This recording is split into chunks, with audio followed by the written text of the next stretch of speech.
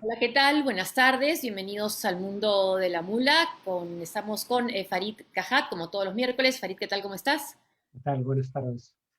Gracias por acompañarnos. Bueno, es un mundo que ahora está dedicado a conseguir vacunas, a comprar vacunas a los laboratorios, a poder distribuirlas, a lograr que lleguen en las fechas en las que se han comprometido los laboratorios y en poder además convencer a los que aún no quieren vacunarse. Esta lucha por las vacunas en plena pandemia ha tenido en nuestro país un giro muy especial. Ha terminado siendo una discusión sobre la naturaleza del gobierno o el régimen que algunos llaman de Francisco Sagasti, ¿no? Ha sido las declaraciones que él ha dicho, que no se trata el que tiene plata pueda vacunarse y el que no tiene plata no, ha llevado a que los candidatos de derecha lo critiquen y cómo, ¿no? Esto creo que de lo que he podido leer es nuestro es el único país donde se ha dado a ese nivel la discusión sobre si deben o no deben o pueden o no pueden los privados comprar vacunas, algo que además hasta ahora no se da, salvo con los rusos, pero no se ha dado con otras vacunas, solo se negocia de estado a estado. ¿Cómo ves este giro que ha tomado ese tema de las vacunas en nuestro país? Farid. Bueno, es un típico debate bizantino, ¿no? Para empezar, no es un tema ideológico. Por ejemplo, el primer presidente latinoamericano que dijo explícitamente en un discurso público que no se oponía a la importación privada de vacunas fue el presidente de izquierda de México, Andrés Manuel López Obrador, ¿no?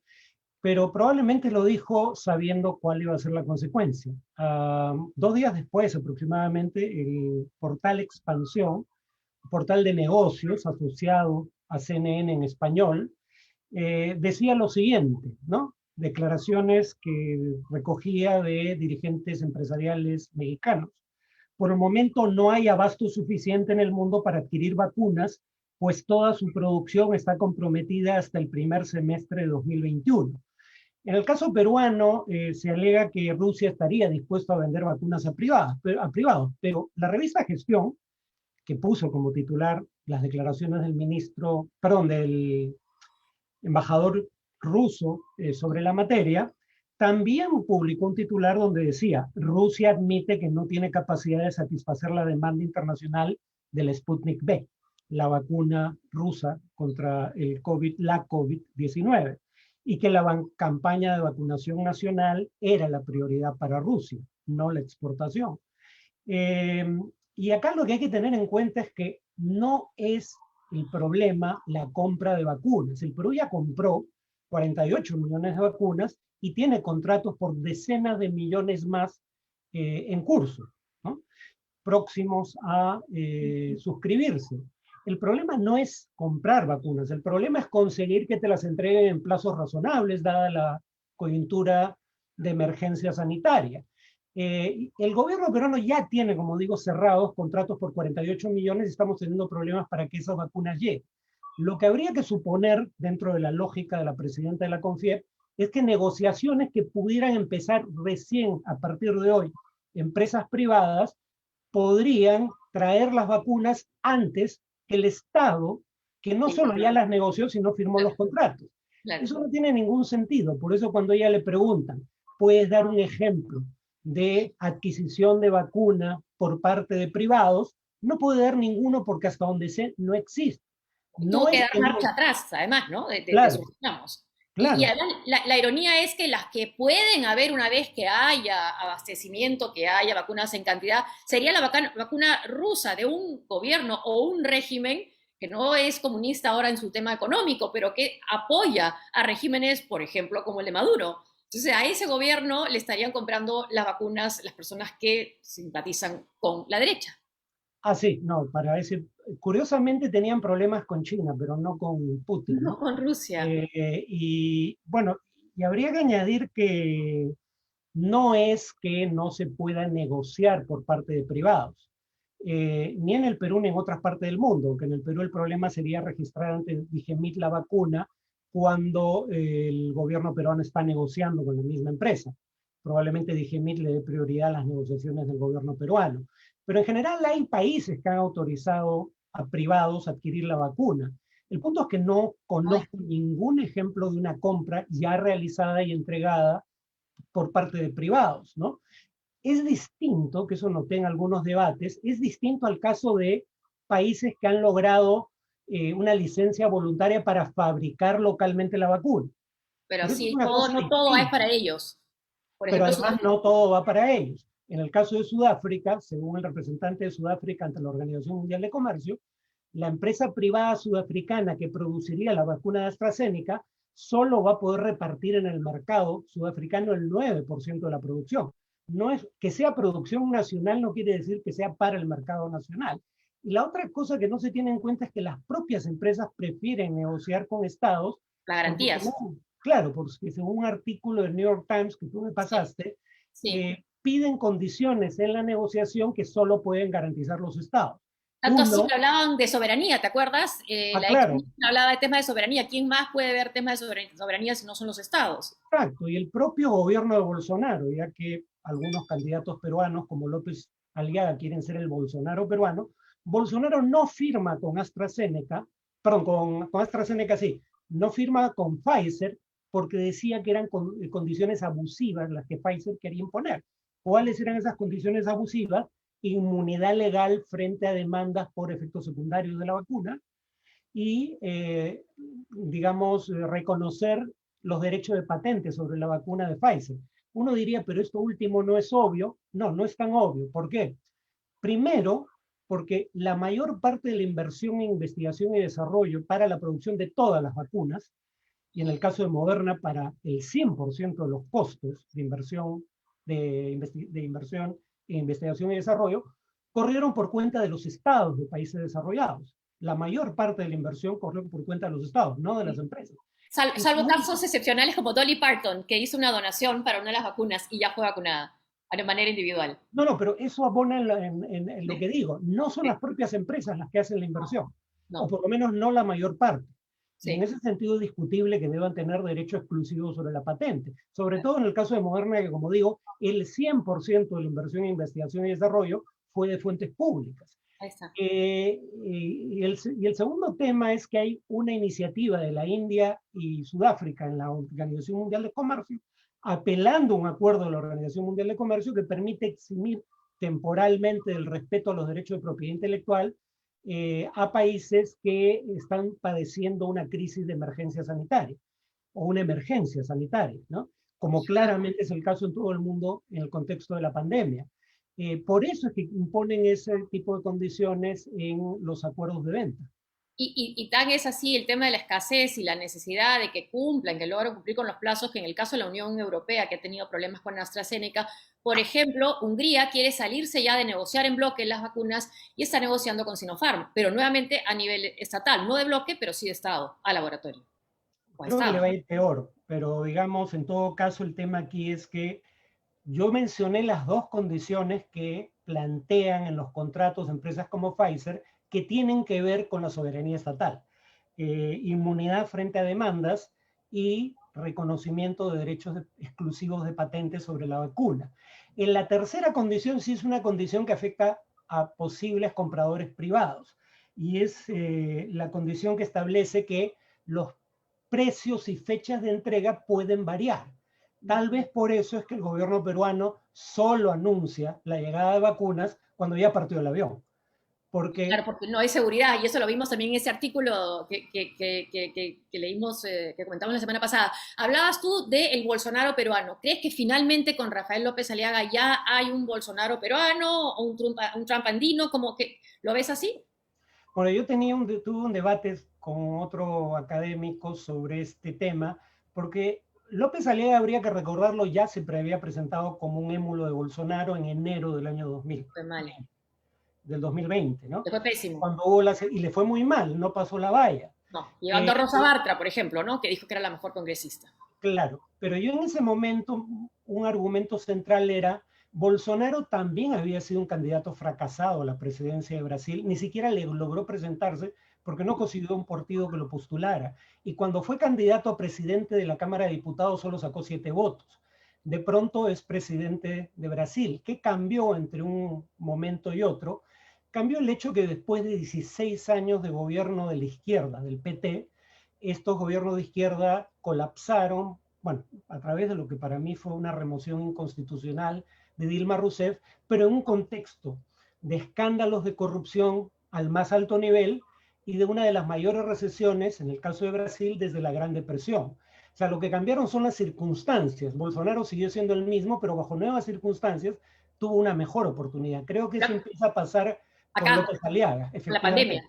Pandemia y la peor pandemia mundial desde 1918, la gripe La española, gripe española. 1918 a Sí. 1920, y la peor recesión desde la Gran Depresión, que va de 1929 a 1933. Esos factores no existían en enero del 2020, cuando se presenta a las elecciones al Congreso. Y además él no era candidato a la presidencia. Ahora sí lo es, y eso focaliza la atención en él.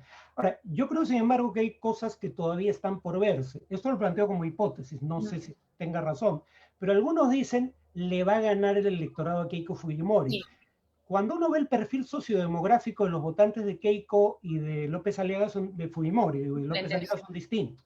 sí, López popular. Aliaga es fuerte en Lima y en AB. A ver, Keiko Fujimori es fuerte en provincias y en estratos D y E. claro. Keiko tiene voto femenino en cantidad significativa. López Aliaga tiene un problema porque 60% de sus votantes potenciales son hombres. Keiko Fujimori tiene votantes sobre todo en sectores con bajo nivel de educación formal. López Aliaga tiene votantes sobre todo en sectores con alto nivel de educación formal.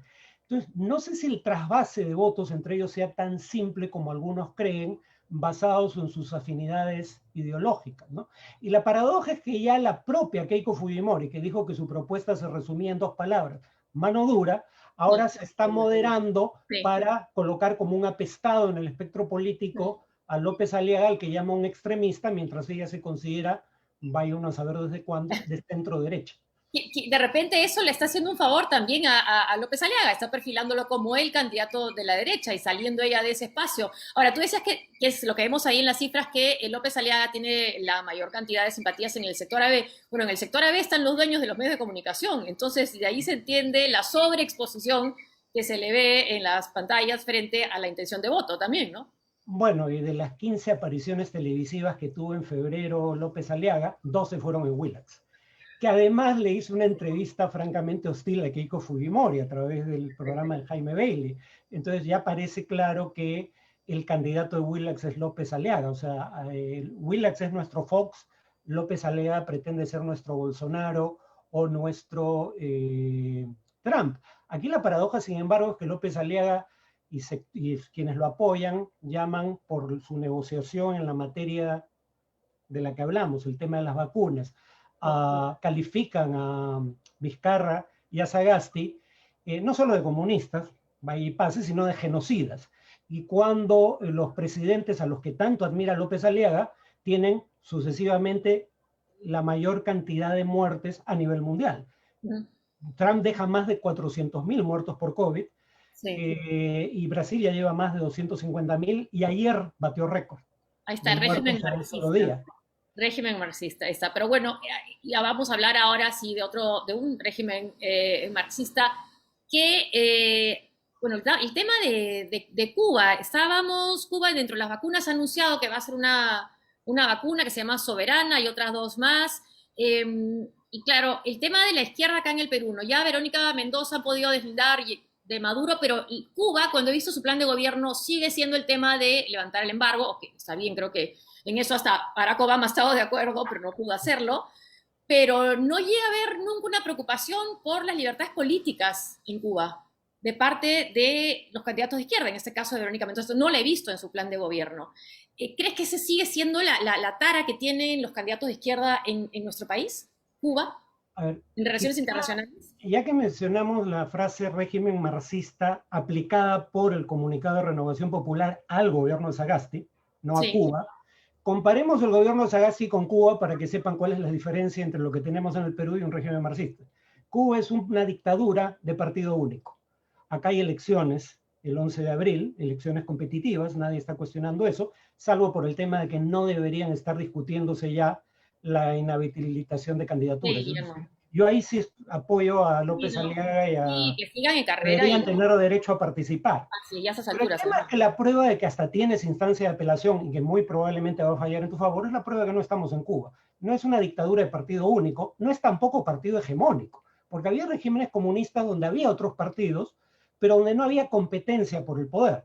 El Partido Morado no es un partido hegemónico, lo sacaron de la elección pasada, con malas artes, en mi opinión, porque por razones administrativas no deberían sacarte de la contienda, debería primar el derecho a la participación política. Tiene una bancada minoritaria en el actual Congreso, a la cual excluyen de comisiones como la que investiga el Vacuna Gate. Tiene una intención de voto muy baja. En Cuba no hay medios de prensa independientes. Acá tenemos Willax, por ejemplo. Nadie cuestionará que Willax es un medio crítico del gobierno, Claro. derecha radical, ¿no? Pues eso no hay en un régimen marxista. En un régimen marxista no tienes el mercado como mecanismo fundamental de asignación de recursos. Aquí sí, y quien a veces viola las reglas del mercado son las empresas privadas que terminan siendo multadas por Indecopi y luego vuelven a reincidir en prácticas de colusión. Porque Entonces, además, no es un régimen marxista. claro, Cuba no es China, ¿no? Porque tampoco tiene libertades económicas, que sí tiene China. Que sí tiene China en alguna medida, ¿no? Okay. Pero en todo caso no hay nada de marxista en el gobierno de Sagasti. Y quien crea lo contrario no sabe de lo que está hablando, francamente, ¿no? El régimen marxista sí es una dictadura, y si es un lastro no para la izquierda, el punto es el siguiente para mí. Uno puede discutir si es razonable que a la izquierda siempre le pregunten obsesivamente Sí, por Venezuela y no sí. le pregunten por su plan de gobierno, y a la derecha no le pregunten por sus simpatías con Trump y Bolsonaro, presidentes de claras inclinaciones autoritarias, Sí, intervencionistas en lo económico, cosa que no le perdonan a la izquierda en el Perú.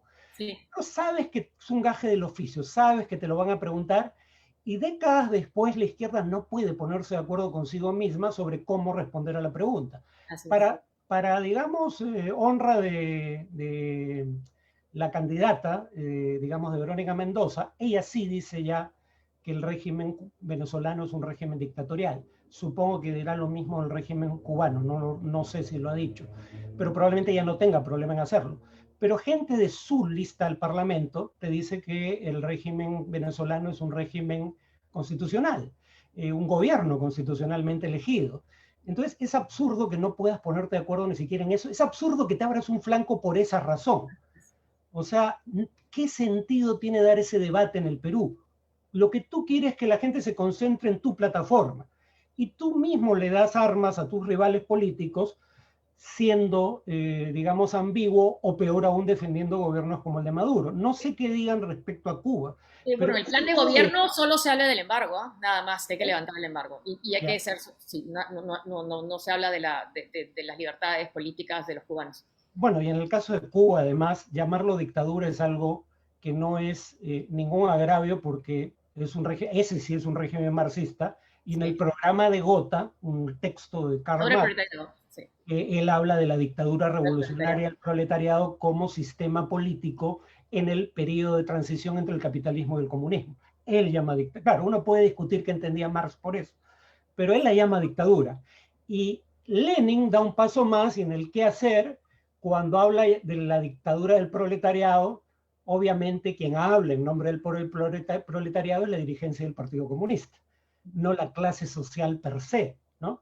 Entonces, es una dictadura de partido único. Yo no veo cuál es la discusión posible en esa materia, que según organizaciones de derechos humanos como Human Rights Watch o Amnistía Internacional, que critican los abusos autoritarios de Bolsonaro, como criticaron los abusos autoritarios de Fujimori en el Perú, te dicen que hay presos de conciencia en Cuba, que hay maltrato a los presos políticos, Sí, etcétera, etcétera, ¿no? Entonces, digamos, es algo que se cae de Maduro. Maduro, Tú sí, puedes Maduro. argumentar, bueno, sí, se cae de Maduro en minúscula, eh, con M minúscula, no es redundante, ¿no? Pero tú puedes argumentar cosas como efectivamente que las sanciones han tenido un efecto brutal sobre la calidad de vida de la población sin alterar un ápice en la naturaleza del régimen político, que por ende son absurdas y habría que cambiar de estrategia. Son incluso criminales. Yo estaría de acuerdo con esa tipificación, pero eso no cambia la naturaleza del régimen cubano. No, no. Bueno, hay, hablando de las libertades políticas, la Comisión Interamericana de Derechos Humanos ha pedido garantías para los miembros del movimiento San Isidro. ¿Sí? ¿Crees que este movimiento, que surgió a raíz de la detención de un rapero y que ha tenido el apoyo además de raperos en un video en YouTube que tiene más de 2 millones de vistas, desde que fue publicado a fines de este mes.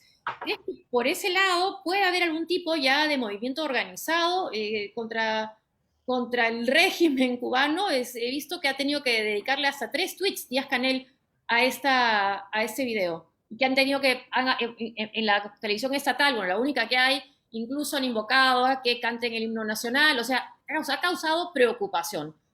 Y Sí, incluso The Economist le dice, no sé si tenemos ahí el artículo, se llama, ahí está, bueno, ese es el movimiento San Isidro, y hay otro que es Reggaeton Rebellion, ese es el video, ojalá que no lo baneen, no baneen, con José Martín, y son raperos de Miami y de La Habana. ¿Tú crees que esto sí puede, por lo mismo tema de las redes, y pueda significar algún tipo, sí, de avance en lo que es la protesta en Cuba? veamos en qué momento surge el movimiento San Isidro. Noviembre del año pasado, si mal no recuerdo, ¿no? ¿Qué pasa ese mes? El 4 de noviembre hay elecciones y pierde Donald Trump. O sea, ¿por qué hay un espacio para este tipo de protestas justo ahora? Porque el gobierno de Biden dijo que estaba pensando retomar la política de acercamiento a Cuba que inicia el gobierno de Obama, en la cual se levantaban las sanciones que habían sido impuestas por decreto ejecutivo. Esas las puede levantar unilateralmente el presidente. Las que son aprobadas por el Congreso no las puede levantar el presidente. Pero iba a levantar algunas sanciones, iba a permitir los viajes a Cuba, iba a restablecer las remesas de dinero de familiares cubanos en Estados Unidos, perdón, Sí. de cubanos en los Estados Unidos, sus familiares en Cuba, y entonces, claro, en este momento le puede ser costoso al gobierno cubano reprimir a mansalva este tipo de protestas, porque está esperando que el gobierno de Biden cumpla con las promesas de campaña, pero probablemente una razón para no levantar sanciones sería la represión a movimientos disidentes como este. Creo que eso es lo que explica que el gobierno cubano, no haciéndoles ninguna concesión, sin No. embargo, no los esté reprimiendo como reprimió otros movimientos en el pasado. Sí, los detiene, claro, pero puede estar así esperando. Y Biden se está demorando, bueno, no es su prioridad en ese momento, evidentemente, Cuba, ¿no? No, y además, como ha demostrado en el caso de Irán, no quiere que se asuma que él va a levantar de manera unilateral y automática las sanciones contra Cuba o Irán que estableció el gobierno de Trump para utilizar esas sanciones y su hipotético levantamiento como arma de negociación. O sea, quiere gestos del otro lado. Uno puede discutir si esto está bien o Sí, no, pero quiere gestos del otro lado antes de tomar ese paso. Por eso es que Cuba hila muy fino antes de reprimir de la manera en que solía reprimir estos movimientos en el pasado. volviendo a lo de el lastre que ha sido para la izquierda defender hasta hace poco a Maduro o seguir sin condenar la represión en Cuba, tú dices que no se le pregunta mucho a los candidatos de derecha por Bolsonaro o por Trump, pero yo creo que ellos más bien se sienten orgullosos, quisieran Así, ser un Bolsonaro o un Trump. claro, pero ese es el Vale, punto. Ese es el punto. No hay sanción social por eso. ¿no? Claro, salvemos distancias. Bolsonaro y Trump fueron elegidos democráticamente y nunca llegaron a convertir a sus gobiernos en regímenes autoritarios, aunque habría que añadir que no por falta de ganas, ¿no? En el caso de Trump, No, esto Trump se quiso altera el quedar. resultado de una elección democrática. Sí. Entonces, no es lo mismo, partamos de ahí, tampoco quiero ponerlos en el mismo plano. Yo sí creo que Cuba y Venezuela son ya regímenes autoritarios, bueno, Cuba lo es desde siempre, pero Venezuela lo es cuando menos desde 2015, en mi opinión, ¿no? Entonces, no son el mismo tipo de régimen, pero la derecha peruana, a la izquierda, ¿qué le critica en materia económica? Políticas intervencionistas. Bueno, estos son gobiernos, por lo menos el de Trump, intervencionistas. Quieren proteccionismo comercial, Trump era proteccionista. Tienen aristas autoritarias, Trump tenía aristas autoritarias, trató de hacer un fraude electoral, como consta en la conversación que tiene con el secretario de Estado del Estado de Georgia, el que le pide inventar votos Sí, para cambiar el resultado del Estado, ¿no? sí. Y sin embargo, con eso no tienen ningún problema. No, O y sea, acusan a la izquierda de patear el tablero y querer renegociar o salirse de tratados internacionales de libre comercio. Trump también también lo hizo eso. hizo. Sí, pues Bueno, y la izquierda no ha planteado salirse de los tratados de libre comercio, dicho sea de paso, no en Los esta campaña. tratados, sí, acuerdos ley, ¿no? Acuerdos con fuerza de ley, ¿no? Sí, sí, No, no, pero eso es un tema un poco distinto, ¿no? sí. Contratos ley. Son acuerdos entre el Estado peruano y empresas Sí. privadas extranjeras afincadas en el Sí. Perú. Johnny Lescano, que no sé si izquierda, derecha, centro, bueno, es Acción Popular, sí dice que renegociaría, ¿no? Que habría algunas cosas que tendría que ver, en fin, no lo descarta. Pero los acuerdos comerciales son acuerdos entre estados. Sí. Los contratos ley son acuerdos entre el Estado y empresas extranjeras que invierten en el Perú. Tú Pero sí dijiste se va a revisar también en originalmente, el plan de gobierno, Verónica Mendoza, los tratados de libre comercio. También, también, pero claro, bueno, pero no se pueden revisar unilateralmente, ¿no? entre los dos. Tendrías que negociar para cambiarlos de mutuo acuerdo y cualquier renegociación implica que la otra parte también ponga nuevas condiciones y a ver quién va a imponer más condiciones en una renegociación entre el TLC, entre Perú y Estados Unidos, Perú o Estados Unidos, probablemente sea Estados Unidos y no nosotros. Habría que recordar que Biden no es menos proteccionista que Trump. Al Algunos de contrario, sus pasos iniciales van en la misma dirección. O sea, si algo no nos conviene en este momento es reabrir una negociación comercial con Estados Unidos. lo que Biden tiene que hacer es recuperar lo que habían perdido los trabajadores americanos, los demócratas. Exacto, está porque es consciente de que esos acuerdos comerciales, en la medida en que hicieran perder puestos de trabajo industriales en Estados Unidos, explican por qué trabajadores sindicalizados que toda su vida votaron por los demócratas, votaron por Donald Trump en 2016 y 2020. Lo que quiere Biden es recuperar ese electorado y para recuperar ese electorado ha dicho que no va a firmar en el futuro previsible nuevos acuerdos comerciales. O sea, Biden en este tema hay que tenerlo claro, no es menos proteccionista que Trump. Antes de irnos, y hablando de firmas, seguramente estás firmando autógrafos virtuales con tu nuevo libro, Eh, dedicando libros. Todavía no, pero se está vendiendo bien. Veía, por Tenemos aquí, ejemplo, ah, sí, bueno, a ver, ahí está, estás entre el quinto más vendido del Virrey, Pandemias, Dragones y Muertos Vivientes. veamos que los 4 primeros libros, bueno, primero solo tenía 2 semanas en el mercado el libro, ¿no? Cuando salió esto. Los 4 primeros libros son sobre política peruana. Este es sobre política sobrenatural, digamos, ¿no? Y es el único libro con una mujer como coautora. Eh, Esto es propaganda desembosada, pero bueno, si tú eres el autor, tienes que relevarlo. Si uno no se hace publicidad a sí mismo, ¿quién? Gracias, Fariti, felicitaciones por el libro y bueno, gracias a ustedes por acompañarnos siempre. Buenas tardes.